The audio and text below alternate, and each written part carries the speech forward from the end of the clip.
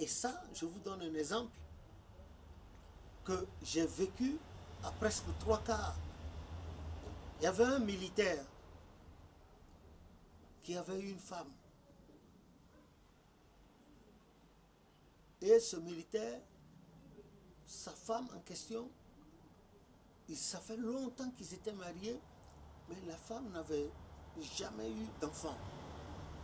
Jamais elle n'avait eu d'enfant. Et le militaire s'en contentait, il aimait bien sa femme, il était toujours. Mais là, ils habitaient un village dans les environs sur la route de Cotonou. Quand le militaire allait à Cotonou le matin au travail, il ne rentrait que le soir. La femme, après ses occupations maisonnales, allait dans la paroisse à côté. Elle allait, elle balayait toute la cour. Elle est musulmane, je vous rappelle au passage que le couple était musulman.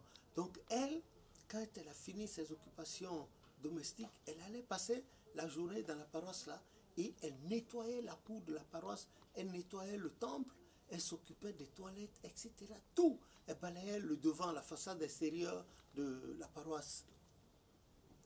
Et elle le faisait depuis des années. Et un jour, des gens étaient en circuit de paroisse, parmi lesquels il y avait une femme visionnaire d'un certain âge qui lui a dit, « Femme, l'Éternel a dit qu'il te récompensera de tout ce que tu fais. » Voilà le message.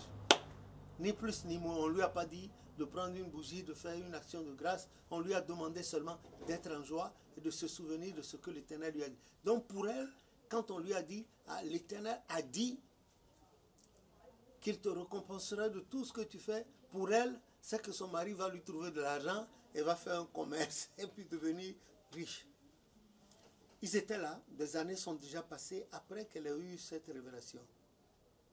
Et finalement, elle a dit à son mari, il faut que tu prennes une femme, une deuxième. Tu ne peux pas rester sans enfant. Moi, je suis condamnée. Elle dit qu'elle était condamnée à ne pas en avoir. Et effectivement, le mari lui a dit, bon, je te laisse le choix. Choisis-moi qui tu veux. Et c'est comme ça, cette dame-là, elle est allée battre la campagne. Et finalement, elle a trouvé une jeune fille très simple, dont les parents étaient d'ailleurs contents. Très, très simple. Qui aurait pu avoir l'âge de sa fille. Elle a fait venir, le mari a rempli les conditions, la dot, les cérémonies, tout ça. Et quand elle est venue, elle était encore pucelle, vierge, et le mari allait, elle a perdu sa vie, elle a donné sa virginité au mari, et elle est tombée en grossesse. Donc la première dame s'en est occupée jusqu'à l'accouchement. Et à l'accouchement, elle s'occupait de la toilette de la nouvelle mère, la jeune mère, s'occupait de la toilette du bébé, leur nourriture. Quand elle finissait, elle dit, bon, je vais à l'église, s'il y a quelque chose à côté. Elle est musulmane, hein? Je m'en vais là, s'il y a quelque chose, tu viens me chercher. Et petit à petit, elle allait, le soir, elle rentrait. Et un jour, elle est allée effectivement à la paroisse comme d'ordinaire, elle a balayé la cour. Au moment où elle a pris une natte pour se reposer sous un manguier là dans la cour, là où elle se reposait habituellement, elle a senti une douleur, disons qu'une douleur néphrétique, quelque chose du genre. Mais doucement, elle s'est couchée, elle a dormi jusqu'au moment où elle a voulu s'asseoir après des heures de sommeil, elle a senti la même douleur. Elle a crié et les gens sont venus prier pour elle. Les gens de la paroisse, elle est rentrée à la maison. Mais on sentait quand même qu'il y avait une petite irrégularité dans sa manière. Elle clopinait, si vous voulez.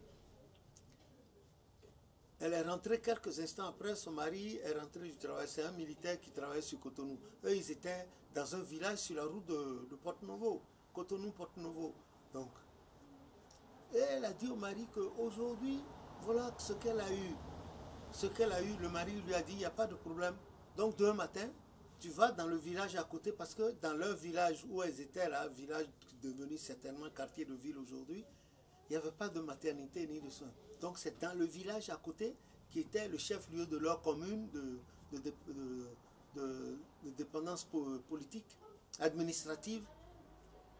Le mari allait au travail et elle, la dame, elle est partie doucement vers l'infirmerie du village à côté. Elle a marché tout doux, à travers les champs et choses, les sentiers, elle est arrivée. Donc, elle est arrivée à parce qu'il y avait une petite maternité également là. Elle a mis le pied sur elle a fait la première marche, la deuxième marche. Et sur la troisième marche qui devait la conduire à l'intérieur de l'antichambre de la maternité, elle a senti quelque chose sortir d'elle, elle a crié. Et puis elle s'est couchée par terre. C'était la tête d'un enfant qui avait paru. Les gens sont venus, puisqu'il y a des maisons à côté, les gens ont crié comme ça au village. Les gens ont, elles ont amené des chiffons, des bouts de paille, de l'eau. Les femmes sont venues comme ça. Et elle a accouché sur le perron là. De la petite unité de santé de ce petit village. Elle a accouché là. Et la sage-femme est venue prendre l'enfant, ils l'ont langé, nettoyé, elles l'ont langé, nettoyé, et puis amené là-bas. On lui dit, on dit à la femme en question, notre dame là, on dit, mais où est ton trousseau? Elle dit, je n'étais pas en grossesse. Les gens lui ont dit, tu es folle, ouais, toi, à ton âge comme ça là, presque une grand-mère, tu peux venir, et tu dis que tu n'as pas... Mais l'enfant là, elle dit, qu'elle ne sait pas, elle n'était pas en grossesse. Elle sait que hier, elle a eu mal comme ça, mais elle n'était pas en grossesse. La sage-femme l'a insulté, mais les femmes du village là, elles ont cotisé, on a acheté le sérum antitétanique, on a acheté l'alcool, on a nettoyé l'enfant correctement, elles ont apporté les anciennes couches, et puis l'infirmier, chef de l'unité de soins, lui a dit, mais vous n'étiez pas en grossesse? Elle dit, non, je n'étais pas en grossesse. Je n'étais pas en grossesse. Je n'étais pas en grossesse parce que par 2 fois quand j'étais jeune, il y a eu une première grossesse intra-utérine, on m'a coupé la trompe. La deuxième aussi, même chose, on m'a coupé. Donc j'étais supposé ne pouvoir jamais avoir d'enfant jusqu'à ma mort. On lui dit, mais ça c'est quoi? On dit, vous-même demandez à l'enfant. Les gens se retournent, regardent le bébé. On dit, mais toi là, tu viens d'où? Le bébé répond, yeah! Quand on dit au bébé, d'où viens-tu? Le bébé répondait, un gros bébé, une fille. Alors, il s'agissait de remplir les formules administratives, le formulaire administratif exactement pour l'acte de naissance de l'enfant. Elle a dit vraiment qu'elle a un nom à donner à l'enfant, mais qu'elle préfère que le père vienne. On dit, mais tu habites dans ce village? Elle dit non, qu'elle habite l'autre village là-bas. Elle dit, ah bon, ton mari c'est qui? Donc, elle a donné le numéro de téléphone du mari. Et c'est comme ça, l'infirmier de ce village-là a appelé le mari. Ils étaient en rassemblement. Et le standard, il faut passer par le standard. Et c'est le standard qui devait aller appeler le mari. Et l'infirmier a dit que le mari là n'est pas correct. Il n'est pas du tout correct. Il a grossi sa femme. La femme vient d'accoucher, elle n'a pas de couche, elle n'a rien. Elle n'a pas de carnet de soins prénatal. Rien. Que ce mari là, et puis on dit qu'il a mis, lui il a dit ça. Il dit, je suis à tel village. Voilà le numéro. Il a raccroché de colère.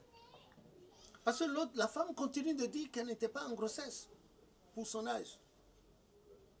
Finalement, la standardiste a porté le message au chef de semaine qui les avait réunis, les militaires là, ils étaient en rassemblement pour les rapports, tout ça. On a donné le nom, on a appelé son nom. Il est sorti des rangs, il s'est présenté, on a dit, mais il paraît que ta femme a accouché, tu ne lui as pas acheté des couches, rien. Elle est à la maternité dans tel village. Tu ne lui as rien fait. Tu veux gâter le nom des militaires? Il paraît que tout le monde s'est fâché. Il dit non, ma femme, elle est accouchée. Le bébé doit avoir 6 mois ou 7 mois. Elle est à la maison. On dit non, que ta femme a accouché. Les autres ne savaient pas qu'elle avait une deuxième petite femme. Ils ne savaient pas. Pour eux, c'est la première qu'ils connaissaient. Qu'elle est accouchée tout à l'heure. Et on a donné un véhicule avec 3 compagnons. Lui, on dit d'aller constater si c'est vrai. Ils ont des cellules de punition là où on les enferme là. Les militaires au camp, oui, ils ont des cellules, je ne sais pas, cellule 20 ou numéro 21, quelque chose comme ça. Il n'a pas compris. Il dit, comment? Ma femme, elle est à la maison avec un bébé de 7 à 8 mois. D'où ça là c'est venu? Donc, ils l'ont conduit dans le village et arrivé à la maternité là. Il a vu sa première femme là, couchée, et puis le bébé dans le berceau à côté. Il dit comment? Il dit à la femme, mais tu es en grossesse, tu étais en grossesse. On a quitté la maison ensemble devant ses compagnons. On dit, mais on est... La femme dit qu'elle ne sait pas. Tu m'as dit de venir me faire soigner à cause du mal de rein que j'avais. Je suis venu. Et c'est là, sur le perron, là, que moi, le monsieur était étonné. L'autre est à la maison. C'est elle qui a le bébé. Donc, c'est à partir de ce moment que les militaires eux-mêmes ont constaté que c'était un miracle de Dieu. Le bébé était tellement gros. Quand le mari demande, mais où est-ce que tu l'as trouvé? La femme lui dit, ce n'est pas moi. Demande au bébé, à ton bébé, d'où il vient. C'est comme c'est une fille, d'où elle vient. Le mari se retourne vers le bébé et demande au bébé, d'où viens-tu toi? Le bébé répond, yeah. Tout le monde, quand les gens disent au bébé, mais d'où viens-tu? Le bébé répond, yeah.